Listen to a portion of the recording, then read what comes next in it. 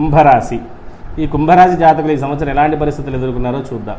ముందుగా ఈ యొక్క రాశిలో ధనిష్ఠ నక్షత్రంలో ఉన్నటువంటి 3, 4 పాదములు, శతభిష నక్షత్రంలో ఉన్న 1, 2, 3, 4 పాదములు, పూర్వభాద్ర నక్షత్రంలో ఉన్న 1, 2, 3 పాదములు ఈ యొక్క కుంభరాశిలోకి వస్తాయి.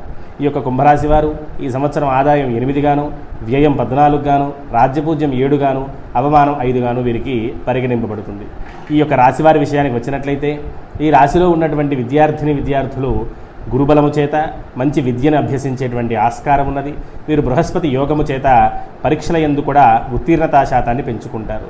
వివాహం కానటువంటి వారు, విదేశీయానం కోసం ప్రయత్నం చేసేటువంటి వారు మాత్రము ఈ సంవత్సరం కాస్త ఇబ్బందులు ఎదుర్కోవాల్సి వస్తుంది. వీరు ఖచ్చితముగా ఆంజనేయ స్వామి వారికి ప్రతి మంగళవారం రోజున ఆంజనేయ స్వామివారి దేవాలయం వద్దకు వెళ్ళి స్వామివారికి 21 ప్రదక్షిణములు చేసుకొని స్వామివారికి ప్రతి మంగళవారము వడమాలతో అర్చన చేసుకున్నట్లయితే వీరికి కొంతమేర విదేశీయానము కానీ వివాహం కానీ అవ్వనటువంటి వారు, ప్రయత్నం చేస్తున్నటువంటి వారికి గొప్ప పరిష్కారంగా అది మారుతుంది. అదేవిధముగా ప్రదక్షిణ చేస్తూ శ్రీ రామచంద్ర పరబ్రహ్మణే నమః అని ఆంజనేయ స్వామి చుట్టూ కనుక వారు ప్రదక్షిణ చేసినట్లయితే వారికి కొంతమేర ఉపశమనం కలుగుతుంది. ఇక దాంపత్య జీవితమున చికాకులు ఉన్నటువంటి జాతకులు ఈ సంవత్సరము మిశ్రమమైనటువంటి జీవితాన్ని అనుభవిస్తారు.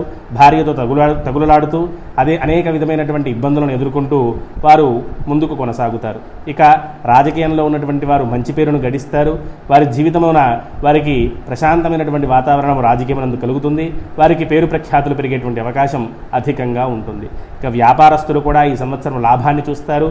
వీరికి స్థాన మార్పులు కలిగేటువంటి అవకాశాలు ఉంటాయి. వ్యాపార రంగమున ఎక్కువగా మత్స్య పరిశ్రమ ఆధారిత వ్యాపారాదులన్నీ కూడా మంచి లాభాన్ని గడించేటువంటి ఆస్కారము ఈ సంవత్సరం అధికంగా ఉంటుంది.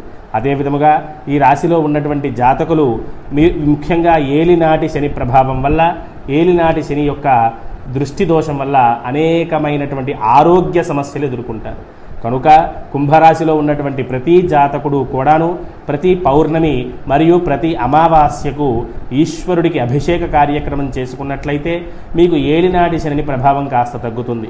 శివాలయాన్ని సందర్శించి మీరు తైలాభిషేక కార్యక్రమాన్ని 1 మాసమున 2 సార్లు కనుక చేయించుకున్నట్లయితే తప్పకుండా మీకు ఉపశమనం కలిగి ఆరోగ్యము స్థిమితపడుతుంది. ఈ విధముగా ఈ రాశివారు జాగ్రత్తలు తీసుకోవలసి ఉంటుంది. ఇక ఇందులో ఉన్నటువంటి వ్యవసాయదారులు కూడా కాస్త మిశ్రమమైనటువంటి జీవితాన్ని చూస్తారు. మొదటి 4-5 మాసములు వీరు ఇబ్బంది పడినప్పటికీ కూడా అంత్యమున లాభసాటిగా వీరి యొక్క వ్యవసాయం సాగుతుంది. ఈ విధముగా మిశ్రమమైనటువంటి ఫలితాలతో ఈ కుంభరాశి ఈ సంవత్సరము పరిగణింపబడుతూ ఉంది. స్వస్తి.